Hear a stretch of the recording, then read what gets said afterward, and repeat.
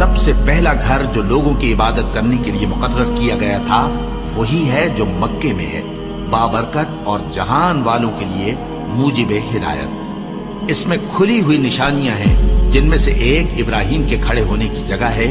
جو شخص اس مبارک گھر میں داخل ہوا اس نے امن پا لیا، اور لوگوں پر اللہ کا حق یعنی فرض ہے کہ جو اس گھر تک جانے کا مقدور رکھے وہ اس کا حج کرے، اور جو اس حکم کی تعمیل نہ کرے گا تو اللہ بھی اہل عالم سے بے نیاز ہے۔ اور جب ہم نے خانہ کعبہ کو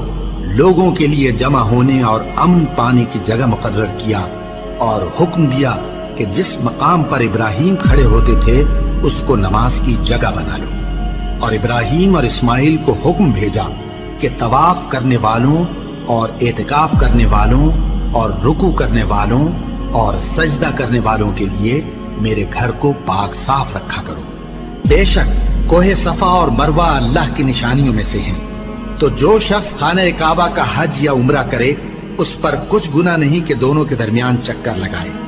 بلکہ یہ ایک نیک کام ہے، اور جو کوئی نیک کام کرے تو اللہ قدردان ہے، دانا ہے۔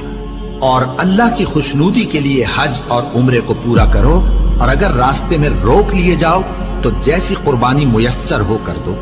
اور جب تک قربانی اپنے مقام پر نہ پہنچ جائے سر نہ منڈاؤ۔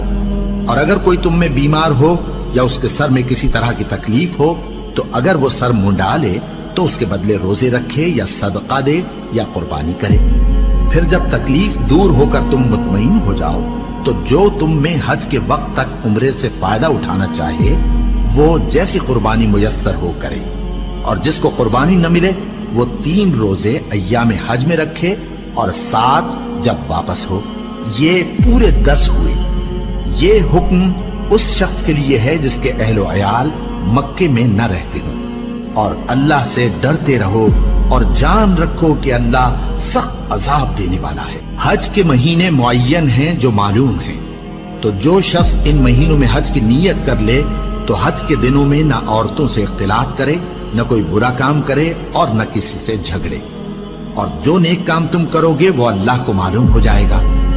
اور زاد راہ یعنی رستے کا خرچ ساتھ لے جاؤ، کیونکہ بہترین زاد راہ پرہیزگاری ہے۔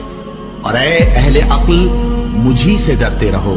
اس کا تمہیں کچھ گناہ نہیں کہ حج کے دنوں میں بذریعہ تجارت اپنے پروردگار سے روزی طلب کرو۔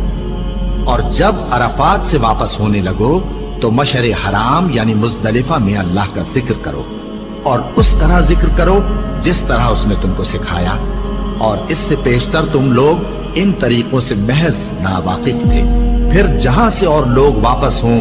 وہیں سے تم بھی واپس ہو، اور اللہ سے بخشش مانگو، بے شک اللہ بخشنے والا ہے، رحمت کرنے والا ہے۔ پھر جب حج کے تمام ارکان پورے کر چکو تو مینا میں اللہ کو یاد کرو جس طرح اپنے باپ دادا کو یاد کیا کرتے تھے، بلکہ اس سے بھی زیادہ۔